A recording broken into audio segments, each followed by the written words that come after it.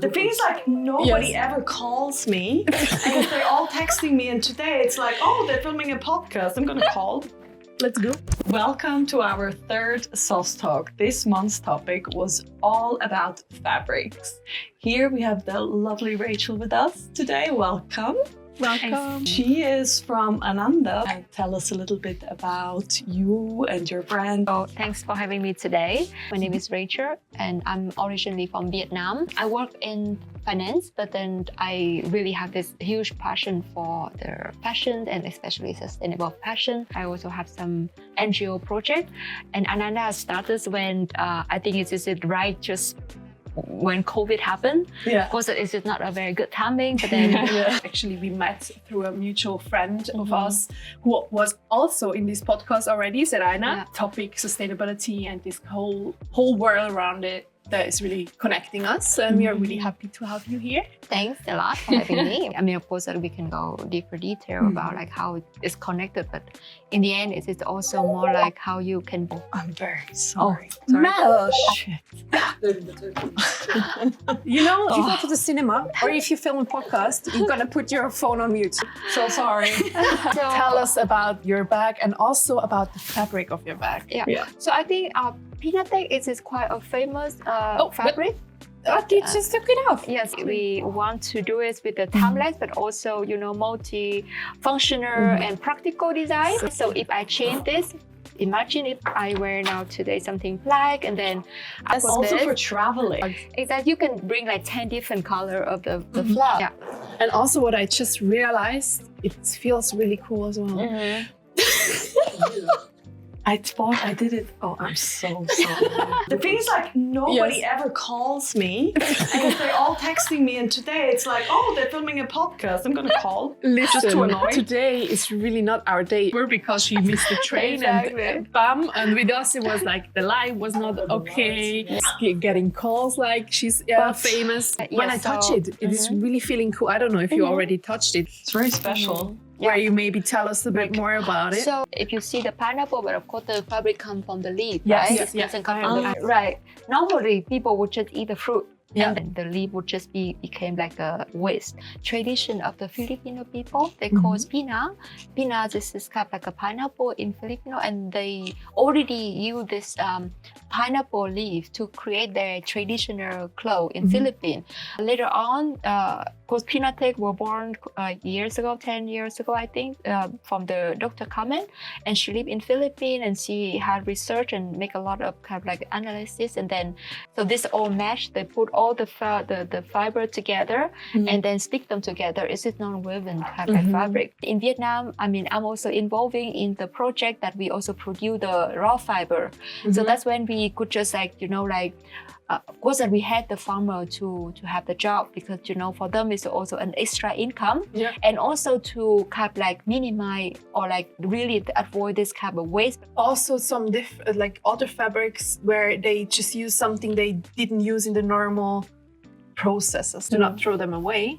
So to kind of put them in a cycle. So you know all of your resources, where they're coming from. Yeah, so I mentioned, so I've been involving also in this project, you know exactly how to produce the raw fiber. It needs to be also refined to make it just more clean and like cutting and then also mixing them. And before you can put it into the different type, for example, for us in Vietnam, we also can weave the fiber to make like a normal fabric like you wear it. So I wanted to bring today, but I'm sorry. The day was not there with the work. And you can make also different fashion product and also to make this with the non-weaving. So yeah, I think it's just like, I know exactly like with this kind of resources because I mean, I'm super heavy involving in this. So I mean, I'm quite proud of it. Yeah, that's very good. We really define that where we produce it have to be around Switzerland. And Florence is also a very famous, you know, like area to produce the handbag. But initially it was not easy because usually people I used to produce with the leather. And pineapple leather is a different type of leather. So you had to educate the people first how to work with it. Yeah, exactly. We create a prototype, and then also the artisan, they also need to learn how to work with the fabric. I was just wondering if it's fruity. you can eat it. Did anybody bite into your bag? No, well, I don't know if they do it on the bag. Like at home and in home. secret. Also, what I like, not just about the fabric, but also about your brand with the little A that is fitting really, really nicely. Well, Ananda is originally from Buddhism, and I mean, I was so impressed when I first heard about how Ananda interpreted in the meaning. It's just like the highest level of happiness. The highest level of happiness is you can feel it inside. You don't need the material to define yourself. And this is just like a piece of accessory. It is the outside material, but then the most important thing is also the value that you will fulfill inside. Yes. So it's when you can reach a higher level of happiness. Wow. Actually, also in German, we say ananas. Exactly. Yeah. So it's not Pinatex or Pinas, it's ananas. So for me, it was actually the connection was Ananda, ananas. So I was going there, but even cooler if it's working like that. Because that's true. It is more than just a value of material or fabric or price. It is a little bit more behind, and also so cool if we have brands who are putting the work. Like, how long is it taking from like the pineapple or the fabric to the bag that is actually here? Let's say from the farm to the bag, it could take a year to even make it happen. But in Philippines or Vietnam, the different season to season to grow the pineapple, and then also to the process of making the next step is to put them into the Pinatex. There's the demand to get the material. Also, you produce on demand, or do you have stock? Oh, for this we have stock, of course, but we don't do produce a lot. You don't want to make it's like a exact overproduction or like doing mass, because this is also something. And then is the backside is again, if you produce in lower quantities, the prices is higher in the production. It's crazy. Also with the why sustainable product could be also higher price. You have matched somehow the same thing or the same design, but with the touch of more individual, and maybe changing up a little bit, because we're into fashion as well. So we want to dress pretty and different and invent our personality new with fashion. So I like that a lot, that you kind of matched practical design, this timeless, also really practical with this individualism. What are the most challenges that you face as a sustainable brand? I think the more challenging thing is just like to sell it. Of course, that if you have a brand, if you have product, then of course that you wanted to also to get it sold, so you can also continue. Once you are in sustainable fashion or whatever you try to do sustainably, then you cannot put the profits on top. If you are doing a typical commercial product, then of course you push more on the sale. But then on sustainability mindset, then you also focus on how you can minimize also the sale, because you want to also encourage people to use something that lasts longer. We try to find the way to also communicate, especially this relies a lot on the customer behavior and customer awareness, because once you have the support from the consumer, of course that you also can bring your brand out there and tell people to appreciate the value of the bag, like for Ananda, for example. I think also with me, this consciousness came over the years. The process exactly where I wasn't even mentally there to care about something like this, to put my money that I didn't have. But also we didn't have been well enough educated about that. My mom always told me she was right. Yeah, maybe my mom. But also school-wise. Later on, when I started to also very much engage into the all this kind of sustainability value, I realized how important it is. Then I see that the value is not anymore the brand that you carry and you're proud of it. You have the parent who actually very early engage you into this kind of consciousness. Then of course that you also have already way higher awareness compared to that. Yeah, and she was every time going for more quality, last longer. Exactly, the long-lasting material fabrics. That was always the ones I didn't like, because they were not stretchy.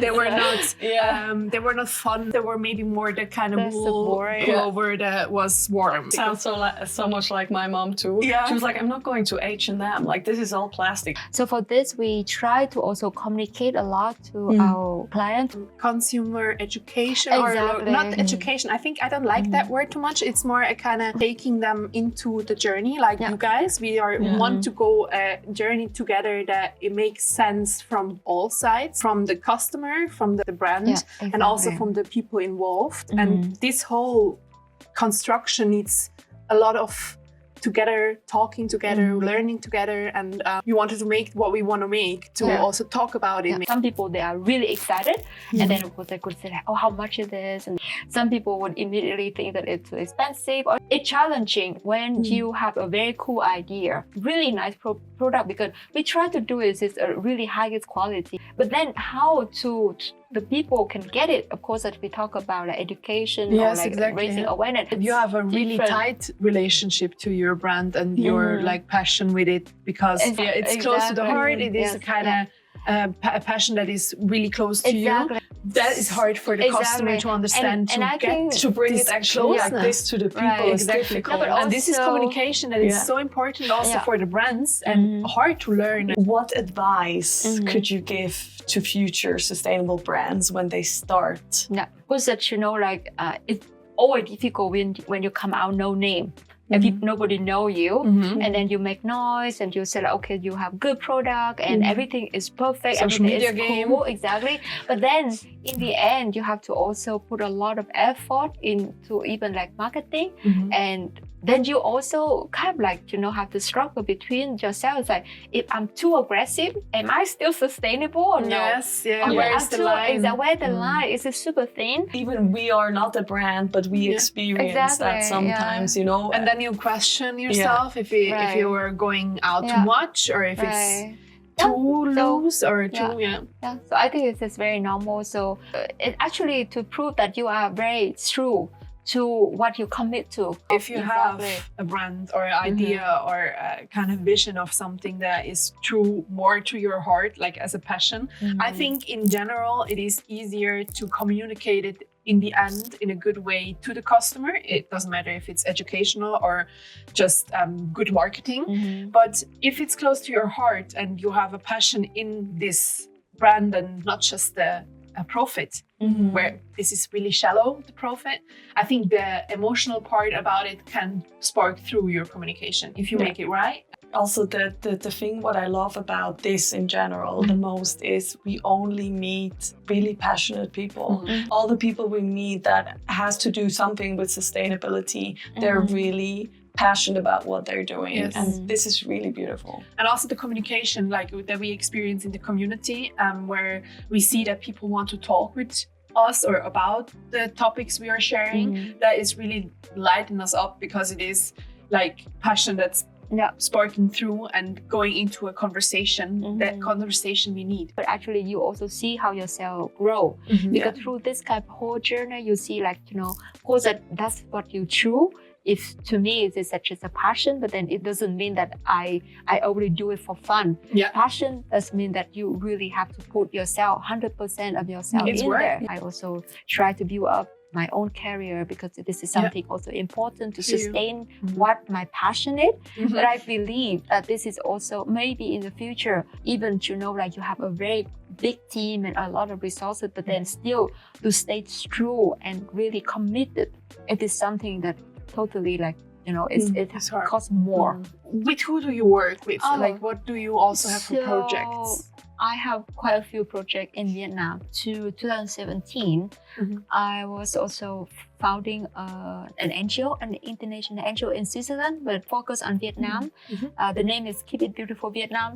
We have been, like founding different projects to go to a lot of school in Vietnam and to teach the English for the kids, but then also with the environment, like sustainability topic, to teach the children how to reuse, and recycle and all that kind of thing. We have thousands of volunteers in Vietnam. There's a huge network all over the country. Another project that is also a very big milestone, it is Empower Women Asia, with a mission to support the minority women in a weaving village in Vietnam. So though started with my story that I went back to the village, Vietnam, and then visiting the village that's beautiful in my hometown. And they What's have the name? The Mai Châu. Is it popular for weaving? Where this area? It is, and also there are other areas that maybe one day you go there, maybe Sapa, Hazang, the women who have the traditional skill to weave all this kind of very beautiful brocade.